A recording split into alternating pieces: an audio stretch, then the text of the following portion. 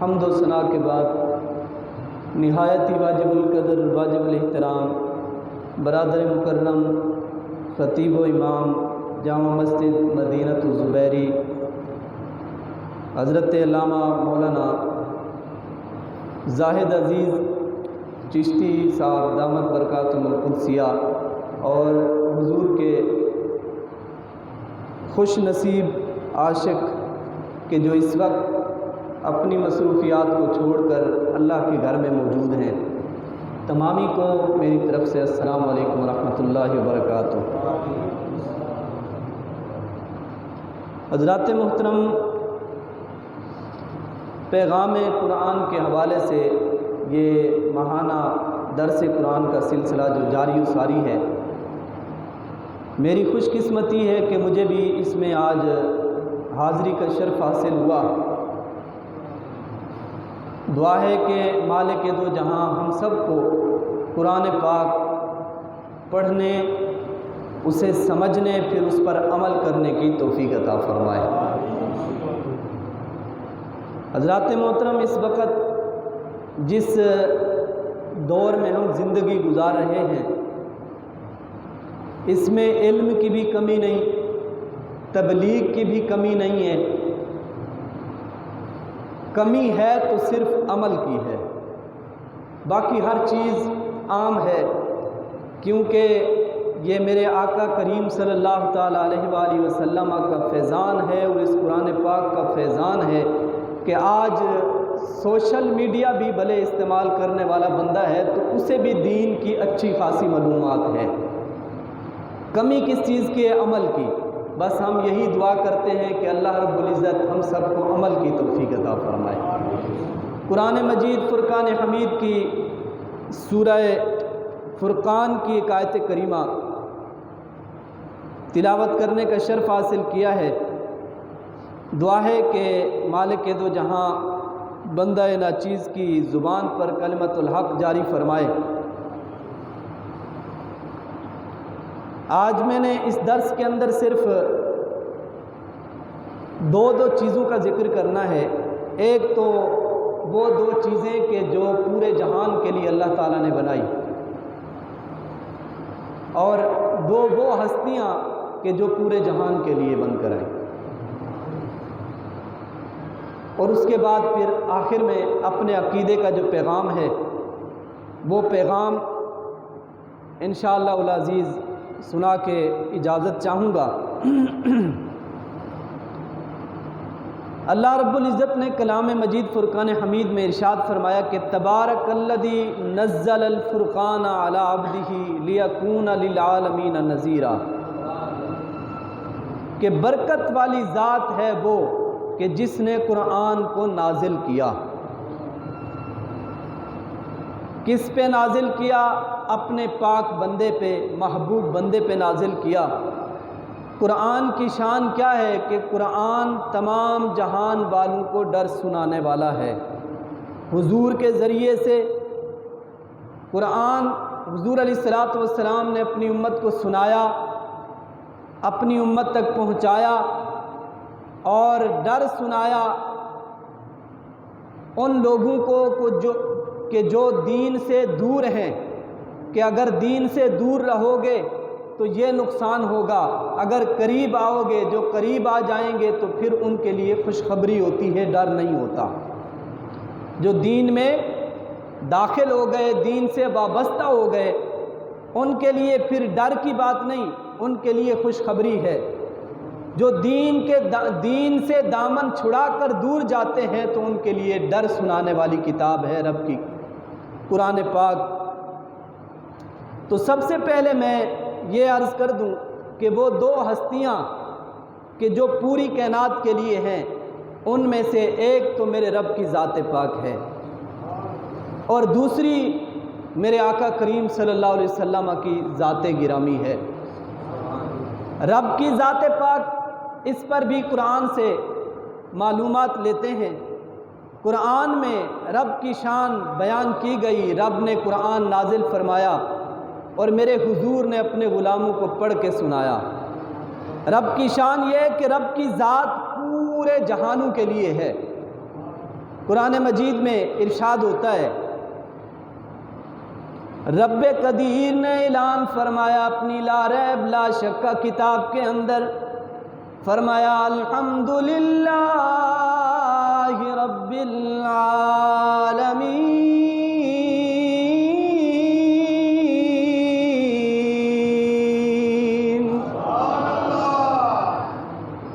رب کی ذات وہ ہے کہ جس نے کن فرما کر پوری کائنات کو پیدا فرمایا، کائنات پیدا فرمانے کے بعد اس کی شان قرآن پاک میں بیان کی گئی کہ تمام تعریفیں اس ذات کے لیے ہیں کہ جو ذات اس جہان کو بھی پالنے والی ہے بلکہ سارے جہانوں کو پالنے والی ہے۔ اب اس کے اندر جو پہلا لفظ آیا وہ ہے حمد، الحمد۔ حمد کی تعریف یہ ہے کہ کسی کی اختیاری خوبیوں کی وجہ سے اس کی تعریف کرنا، اس کی ذاتی خوبیوں کی وجہ سے اس کی تعریف کرنا۔ اور دوسرا ہوتا ہے شکر،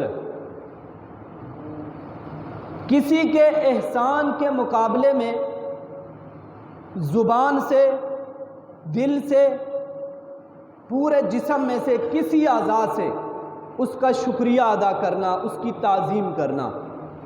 اب ہم رب کا شکر ادا کرتے ہیں زبان سے بھی، کیوں کہ رب کی بے شمار نعمتیں ہمارے اوپر ہیں، اللہ کی اتنی نعمتیں ہیں، اتنی نعمتیں ہیں کہ اگر ہم شمار کرنا چاہیں تو شمار بھی نہیں کر سکتے۔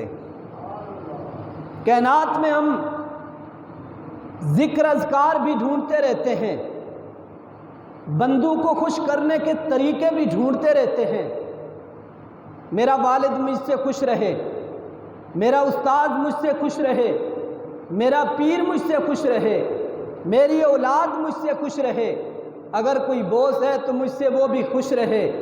انسان طرح طرح کے طریقے اپناتا ہے بندوں کو خوش کرنے کے لیے، لیکن بزرگان دین فرماتے ہیں بندہ بندے سے خوش نہیں ہوتا، کسی حال میں بھی خوش نہیں ہوتا۔ ہوتا کیا ہے کہ بندہ بندے کو خوش کرنے کے لیے رب کی نافرمانیاں بھی کر جاتا ہے، لیکن بندہ پھر بھی خوش نہیں ہوتا۔ لیکن میرا رب اپنے بندوں سے خوش ہو جاتا ہے، کس بات سے؟ اس بات سے اس پر ہم آقا کریم صلی اللہ علیہ وسلم کا فرمان پڑھتے ہیں۔ میرے حضور علیہ الصلوۃ والسلام کے فرمان کے اندر اتنی شیرینی ہے، اتنی مٹھاس ہے کہ عاشقوں کے دل سننے کے بعد ٹھنڈے ہو جاتے ہیں، اتنی مٹھاس پہنچتی ہے کہ انسان جو حضور کا سچا غلام ہے اس کا دل بڑا خوش ہو جاتا ہے۔ حدیث پاک کے راوی حضرت سیدنا انس بن مالک رضی اللہ تعالیٰ عنہ، حضرت انس بن مالک رضی اللہ تعالیٰ عنہ میرے حضور علیہ الصلوۃ والسلام کا ارشاد پاک نقل کرتے ہیں۔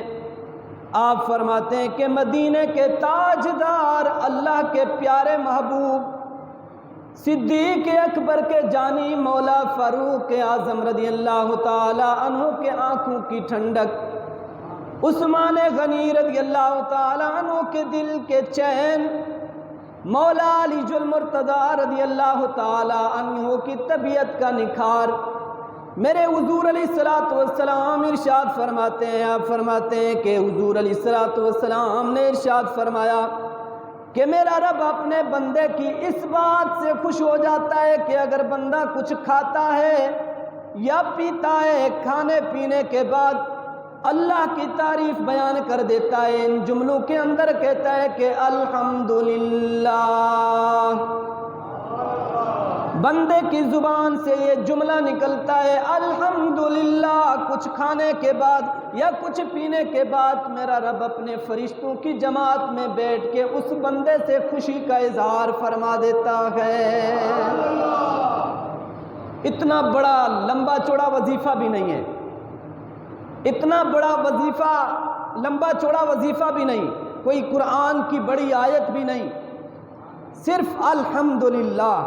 دیکھنے میں دو جملے نظر آتے ہیں، لیکن اگر بندہ کچھ کھانے کے بعد یا کچھ پینے کے بعد پانی پی رہا ہے اپنے پیٹ بھرنے کے لیے، اپنی پیاس بجھانے کے لیے، کھانا کھا رہا ہے اپنی بھوک ختم کرنے کے لیے، اپنی جسم کو غذا دینے کے لیے، لیکن کھانے کے بعد اگر صرف کہہ دیتا ہے الحمدللہ تو میرا رب اس بندے سے خوش ہو جاتا ہے۔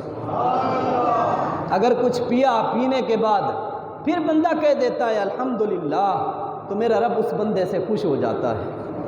اب دیکھیں ہمیں رب کی خوشی چاہیے یا پھر دنیا کے بے وفا انسانوں کی خوشی چاہیے؟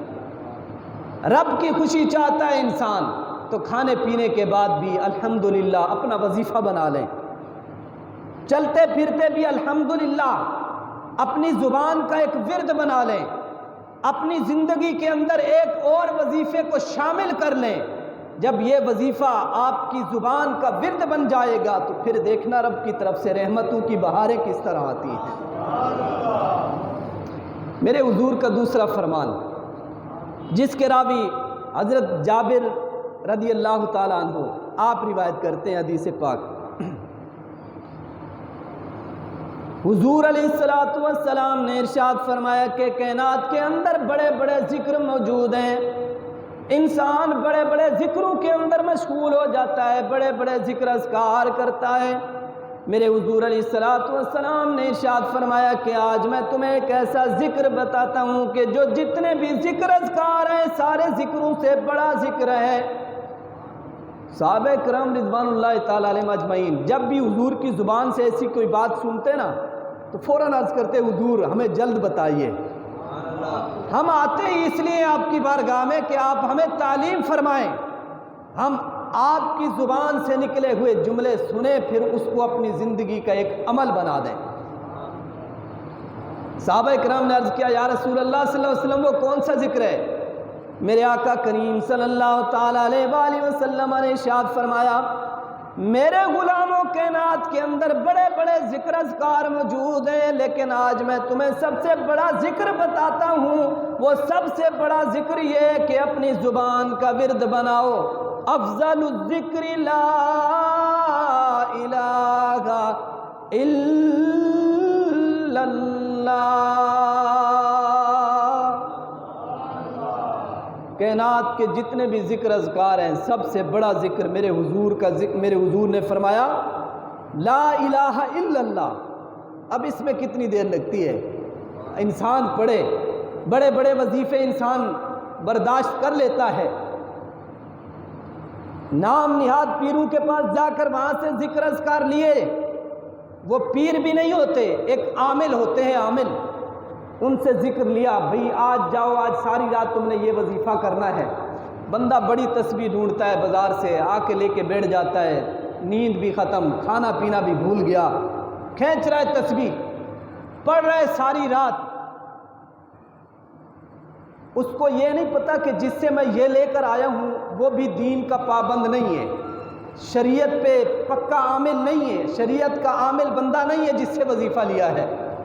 اگر شریعت کا پابند، طریقت کا پابند، حقیقت کا جاننے والا، معرفت کی روشنی رکھنے والا، جو صاحب علم بندہ ہوتا ہے، اس کے پاس اگر کوئی پریشان حال جاتا ہے، اس کی زبان سے جو جملے نکلتے ہیں پہلے اس کو تعلیم کے لیے وہ یہ جملے ہوتے ہیں کہ سب سے پہلے وہ کہتا ہے کہ آپ نماز کے پابند ہو یا نہیں ہو۔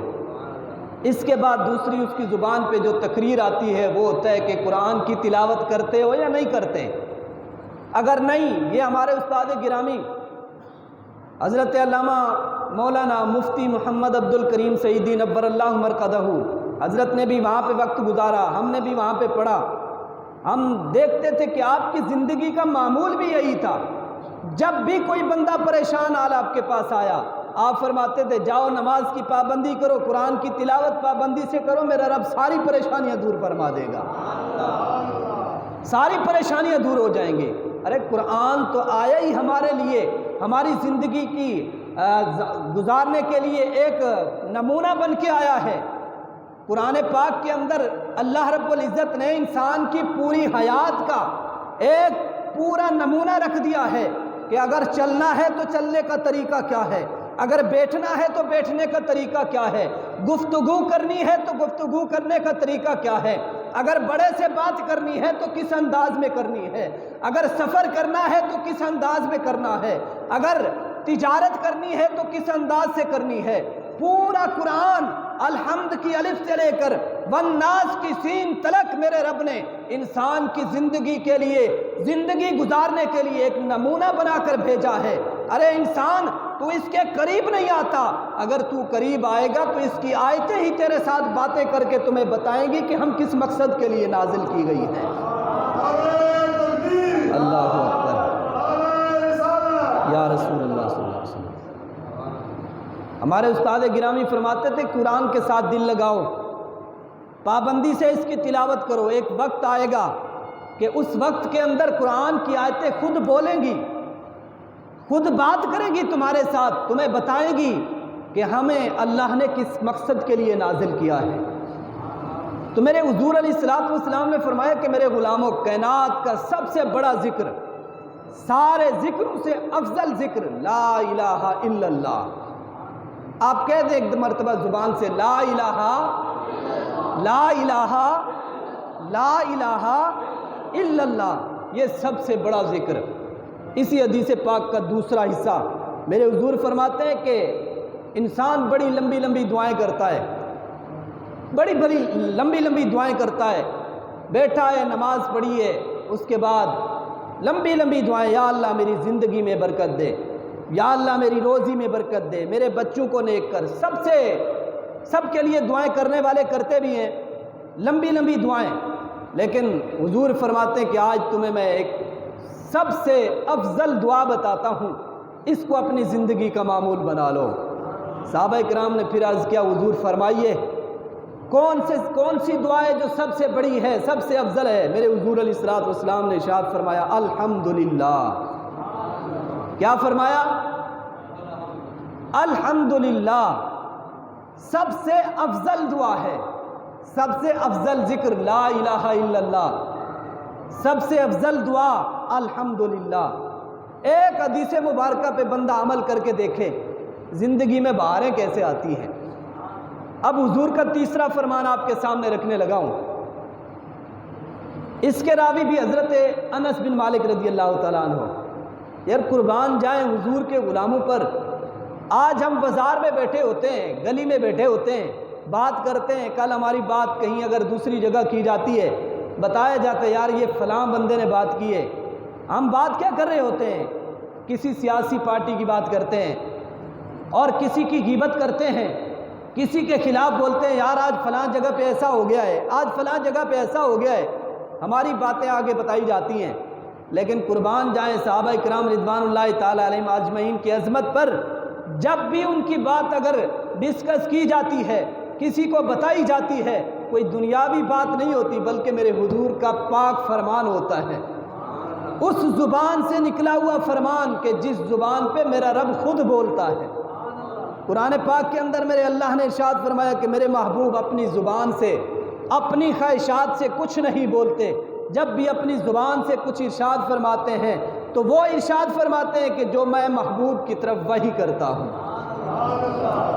تو حضور کی زبان پہ میرا رب بولتا ہے، یعنی میرے رب کا کلام ہوتا ہے۔ تو حضور علیہ السلام کا تیسرا فرمان، آقا کریم صلی اللہ علیہ وسلم نے ارشاد فرمایا کہ جب اللہ بندے پر کوئی نعمت نازل فرماتا ہے، اگر رب کی نعمتیں بندہ گننا شروع کرے تو گن نہیں سکتا، اور یہ بھی قرآن پاک میں میرے رب نے ارشاد فرمایا وَإِن تَعُدُّوا نِعْمَةَ اللَّهِ لَا تُحْصُوهَا،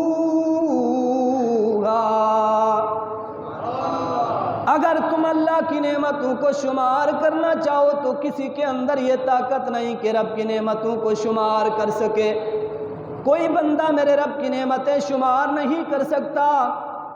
اس حدیث پاک کے اندر میرے آقا کریم صلی اللہ علیہ وسلم نے ارشاد فرمایا میرے غلاموں، جب اللہ کسی بندے پر کوئی نعمت نازل فرماتا ہے، وہ بندہ اس نعمت کو حاصل کر لیتا ہے، حاصل کرنے کے بعد پھر اللہ تبارک و تعالیٰ کی تعریف میں ایک جملہ کہہ دیتا ہے کہ الحمدللہ۔ میرے حضور علیہ السلام ارشاد فرماتے ہیں کہ اس بندے کی یہ حمد کرنا، اللہ کی حمد بیان کرنا اللہ کے نزدیک اس دی گئی نعمت سے کہیں زیادہ افضل ہوتی ہے کہ بندہ جب اللہ کی حمد کر دیتا ہے، اب رب کی نعمت کوئی کم نعمت نہیں ہوتی۔ ہم کہیں کہ ہماری زبان سے نکلا ہوا جملہ الحمدللہ، اس پہ فخر کریں، کہیں کہ اللہ کی نعمت سے بھی افضل ہے، یہ کس طرح ہو سکتا ہے کہ رب کی نعمتیں اگر گننا شمار کریں، اگر اپنی نظروں کے سامنے ایک اولاد جیسی نعمت کو رکھ لو، ہم کہیں کہ اولاد جیسی نعمت یہ رب کی نعمت ہے، پھر ہم کہیں الحمدللہ، یا ہمارا الحمدللہ کہنا ہماری سوچ کے مطابق اس نعمت سے بڑا نہیں ہو سکتا، لیکن میرے حضور کے فرمان کے مطابق اس نعمت سے بڑا ہے جو اللہ نے نعمت عطا فرمائی۔ اللہ کے نزدیک بھی حضور فرماتے ہیں کہ بندے کی حمد کرنا، الحمدللہ کا جملہ کہہ دینا، یہ رب کے نزدیک اس نعمت سے بھی زیادہ افضل ہوتا ہے۔ رب کی ذات پوری کائنات کے لیے ہے، عالمین کے لیے ہے۔ دوسری ہستی جو پورے عالمین کے لیے ہے وہ ہے میرے حضور کی ذات پاک، وہ بھی رب نے قرآن میں بیان فرمایا۔ رب قدوس نے ارشاد فرمایا وَمَا أَرْسَلْنَاكَ إِلَّا رَحْمَةً لِّلْعَالَمِينَ،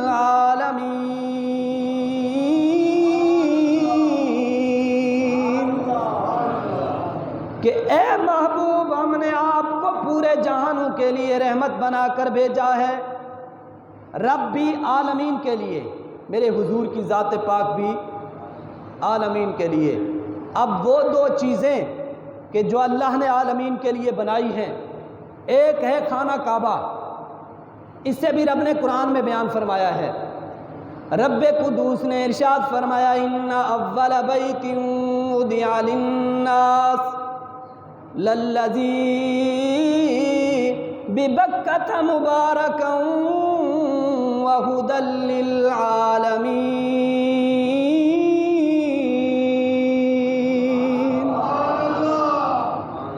اللہ رب العزت نے ارشاد فرمایا کہ سب سے پہلا گھر وہ جو لوگوں کی عبادت کے لیے بنایا گیا وہ ہے خانہ کعبہ، وَهُدًى لِّلَّذِي بِبَكَّةَ مُبَارَكًا، وہ برکت والا گھر ہے، وَهُدًى لِّلْعَالَمِينَ، وہ ہدایت ہے تمام جہان والوں کے لیے۔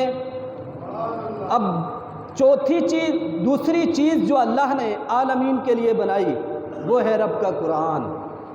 وہ کیا ہے؟ رب کا قرآن، جس کی یاد میں، جس کا پیغام آگے پہنچانے کے لیے اس محفل کا انعقاد کیا گیا، وہ بھی رب نے قرآن میں بیان فرمایا۔ فرمایا تبارک الذی نزل الفرقان علی عبدہ لیکون للعالمین نذیرا۔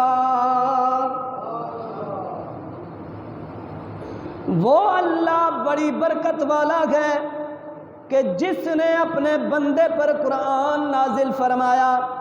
قرآن نازل کرنے کا مقصد کیا تھا؟ کہ لوگوں کو ڈرایا جائے، دین کی طرف بلایا جائے۔ جس نے پھر قرآن سنا، قرآن نے جب اس کے دل پہ اثر کیا تو اللہ رب العزت نے انہیں دین کی طرف آنے کی توفیق عطا فرمائی۔ جب وہ دین کی طرف آتے ہیں تو کوئی سیدنا صدیق اکبر بن جاتا ہے، سیدنا فاروق اعظم بن جاتا ہے، کوئی سیدنا عثمان غنی بن جاتا ہے، کوئی حیدر کرار علی المرتضی رضی اللہ تعالیٰ عنہ بن جاتا ہے۔ کسی کو میرے حضور کی غلامی سے حضرت بلال رضی اللہ تعالیٰ عنہ کہ جو حبشہ کی بازاروں کے اندر مارے کھا کر دین کی طرف آئے، جب دین کا دامن مضبوطی سے پکڑ لیا تو انہیں شرف یہ ملا، اللہ نے عزتیں یہ عطا فرمائی۔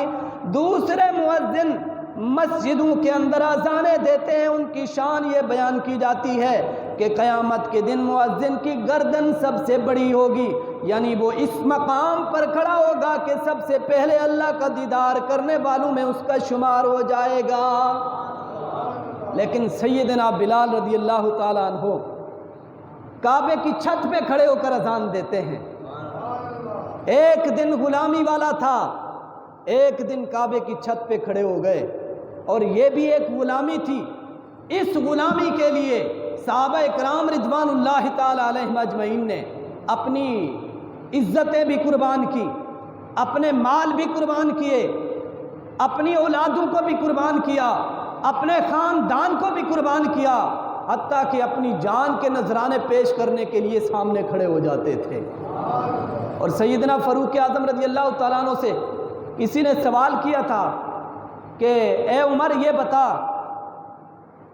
تمہارے پاس کوئی اسلحہ بھی نہیں، تمہارے پاس اتنی بڑے فوجیں بھی نہیں، اتنی دھن دولت بھی نہیں تمہارے پاس، اے عمر جب آپ کا نام بڑے بڑے بادشاہوں کے درباروں میں لیا جاتا ہے، بادشاہ بیٹھے تو اپنے تختوں پر ہوتے ہیں، لیکن تخت کے ساتھ صرف تخت نہیں، صرف بادشاہ نہیں، بادشاہ بھی کانپتا ہے، اس کا تخت بھی کانپتا ہے، جس محل میں بیٹھا ہوتا ہے تو اس کا محل بھی کانپنے لگ جاتا ہے۔ اے عمر بتا کس چیز پہ ناز کرتا ہے، کس چیز پہ ناز کرتے ہو؟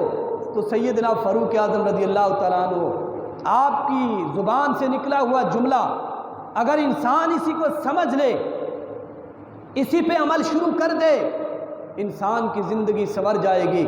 فاروق اعظم رضی اللہ تعالیٰ عنہ آپ نے فرمایا کہ مجھ سے پوچھا ہے کہ کس پہ ناز کرتے ہو؟ مجھے فوج پہ بھی ناز نہیں، مجھے اسلحہ پہ بھی ناز نہیں، مجھے اپنی دن دولت پہ بھی ناز نہیں، اپنے محلات پہ بھی ناز نہیں۔ محل تو حضرت فاروق اعظم کا ایسا تھا کہ جس کے دروازے پہ پردہ لگا ہوا بھی پھٹا ہوا تھا، لیکن آپ نے فرمایا مجھے کس چیز پہ ناز نہیں ہے؟ پوچھا ہے ناز کرنے کی بات تو سنو، مجھے ناز ہے تو محمد عربی کی غلامی پہ ناز ہے۔ کائنات میں مجھے کس چیز پہ ناز نہیں ہے، کسی چیز پہ عمر ناز نہیں کرتا، محمد عربی کی غلامی پہ ناز کرتا ہے۔ تو حضور کی غلامی کائنات کا سب سے بڑا عہدہ ہے، اور اسلام، دین اسلام جس سے آج ہم منبر پہ بیٹھ کر بڑی خوشی سے بیان بھی کر لیتے ہیں اور تقریریں بھی کر لیتے ہیں، یہ اسلام کا جو شجر ہے نا، شجر اسلام کا جو درخت ہے، جو پل کر تیار ہو کر جس پہ پھل بھی پک گئے ہم تک پہنچا ہے۔ ہم نے دین کی خاطر کبھی کوئی مشکل نہیں جھیلی، کوئی سختی برداشت نہیں کی۔ اگر ہماری نظروں کے سامنے حضور کی گستاخی کی جائے، حضور کی کسی وصف کا انکار کیا جائے، ہم اس کو سن کر خاموشی سے چلے جاتے ہیں۔ یار فرقہ واریت نہیں پھیلاتے، فرقہ واریت کی بات نہیں کرتے، کسی کو ہم کچھ نہیں کہتے، یہ جانے اس کا رب جانے، قیامت میں یہ جواب دہ ہوگا۔ ارے جس دین کے نام کا ہم کھا رہے ہیں، جس اسلام کا شجر جوان ہو کر ہم تک پہنچا ہے، جس دین اسلام کے درخت کے پھل ہم کھا رہے ہیں، آج دنیا کے اندر ہمیں عزتیں مل رہی ہیں، اس دین کی خاطر ہم اپنی زبان سے ایک جملہ کیوں نہیں کہہ سکتے؟ کیوں نہیں کہہ سکتے؟ ہمارا فرض بنتا ہے اگر حضور علیہ الصلوۃ والسلام کے کسی وصف کا کوئی انکار کرتا ہے ہم اسے منہ توڑ جواب دیں۔ ہمارے والد کے خلاف کوئی بات کرے ہم اس سے لڑنے مرنے کے لیے تیار ہو جاتے ہیں، کسی رشتہ داری کے لیے کوئی بات کرے ہم اس کے سامنے کھڑے ہو جاتے ہیں۔ جب حضور کی ذات پہ بھی کوئی بات کرے تو ہمارا فرض بنتا ہے، وہ صرف مولوی کا نہیں، مسجد کے امام کا نہیں، حضور کے ہر کلمہ گو کا حق بنتا ہے کہ اس کے سامنے کھڑے ہو کر حضور کا ذکر کرے اور کہے کہ کائنات کے اندر رب کے سوا ہم حضور کو رب نہیں کہہ سکتے، باقی کائنات کے اندر کوئی ایسی چیز نہیں ہے، کوئی ایسا عہدہ نہیں ہے، کوئی ایسا وصف نہیں ہے جو ہم حضور کے لیے استعمال نہیں کر سکتے۔ میرے رب نے حضور کو بے شمار شانیں عطا فرمائی ہیں۔ اب میں نے 4 چیزیں ذکر کی ہیں قرآن مجید کے حوالے سے، قرآن مجید کی روح سے میں نے بیان کی کہ رب کی ذات بھی عالمین کے لیے ہے، میرے حضور کی ذات بھی عالمین کے لیے۔ حضور کی ذات کو میں ان 3 چیزوں کے آخر میں لے کے جاتا ہوں ترتیب سے۔ رب کی ذات عالمین کے لیے ہے، کعبہ بھی عالمین کے لیے ہے، اور قرآن پاک بھی عالمین کے لیے ہے۔ میں آپ سے پوچھتا ہوں کیا رب کی ذات اپنی عصری حالت میں جیسے اس کی شان کے لائق ہے آج موجود ہے یا نہیں ہے؟ رب کی ذات موجود ہے یا نہیں؟ بتا دیں یار۔ موجود ہے۔ خانہ کعبہ موجود ہے، اس کی تعمیرات میں تبدیلیاں ہوتی رہیں لیکن اس کا نام تو تبدیل نہیں ہوا۔ کعبہ ہے، آج بھی موجود ہے۔ قرآن پاک جیسے رب نے نازل کیا ویسے لفظ بلفظ موجود ہے کہ نہیں؟ یہ ساری چیزیں موجود ہیں۔ جب رب عالمین کے لیے ہے، رب موجود ہے، کعبہ عالمین کے لیے ہے، کعبہ موجود ہے، قرآن عالمین کے لیے ہے، قرآن موجود ہے، تو یہی کہنے میں کسی کو جھجک نہیں ہونی چاہیے جب یہ تین چیزیں، ایک ہستی، دو چیزیں عالمین کے لیے ہیں، وہ اپنی اصلی حالت میں موجود ہیں، تو میرے آقا کریم صلی اللہ علیہ وسلم کی ذات پاک بھی عالمین کے لیے ہے، حضور آج بھی اپنی اصلی حالت میں موجود ہیں۔ یا رسول اللہ صلی اللہ علیہ وسلم، میرے آقا کی ذات بھی عالمین کے لیے ہے، لیکن کسی کی سمجھ میں نہیں آتا یہ مسئلہ، وہ اس کی اپنی مرضی ہے۔ قرآن الحمد کی الف سے لے کر والناس کی سین تلک بڑے بڑے مفسرین آئے، بڑے بڑے اس کی شروعات کرنے والے، تفسیرات لکھنے والے آئے، جب لکھ کر زندگی ختم ہونے کو آئی، انہوں نے آخر میں لکھا کہ ہم قرآن کا صحیح حق نہیں لکھ سکے، بیان بھی نہیں کر سکے۔ ارے قرآن تو میرے حضور کا معجزہ ہے، قرآن میرے حضور کا معجزہ ہے۔ معجزہ ہوتا ہے صفت، اور میرے آقا کریم صلی اللہ علیہ وسلم کی ذات پاک ہے موصوف۔ جب ایک صفت کسی کی سمجھ میں نہیں آتی تو پھر میرے حضور علیہ الصلوۃ والسلام جو موصوف ہیں وہ کسی کی سمجھ میں کیسے آ سکتے ہیں؟ میرے حضور بھی کسی کی سمجھ میں نہیں آ سکتے۔ جن کی سمجھ میں آئے تو پھر انہوں نے اپنی جانیں بھی قربان کر دی، دین اسلام پہ اپنا سب کچھ قربان کر دیا۔